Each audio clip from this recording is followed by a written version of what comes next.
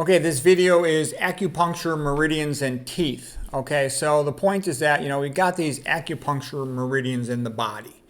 And the way to think of them, Huggins had this idea, is being like the strings on a violin. And they run from the top of your head all the way down through your body, down to the bottom of your feet.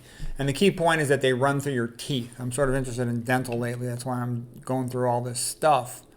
So let me get out of the way here. And where this becomes relevant is a lot of times people will have some type of complex disease and they can't explain it. The key point is that there's not a good reason for why they have it. And so what they found helpful, especially if they've had a previous root canal procedure or an amalgam, especially a root canal procedure, this one guy who works with this sort of stuff a lot says that the electrical system of the body is a little bit like a power grid. Each cell is like a battery.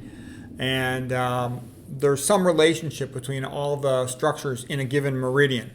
Now, I know a little bit about acupuncture. It's a long story, but I used to be an imaging-guided surgeon of the body, and then I did a neuroradiology fellowship with a specialty emphasis on interventional neuroradiology. I did tons of spine biopsies, and I ended up having to I did all the epidural steroids, selective nerve root blocks, discography, etc. I ended up running a pain management clinic for a couple years, and I ended up doing acupuncture. I got trained in acupuncture by an orthopedic surgeon, so I learned all that stuff. And, it's okay. I think a lot of it is what it does is it distracts the patient. All right, well, anyways, the reason I'm going through this is they found, these dentists, that if a patient has an unexplained problem, like a pain in their knee or something, it's on the acupuncture meridian through a tooth where they had a root canal, they just inject the tooth with local anesthetic. And if the pain goes away in the knee, then they remove the tooth.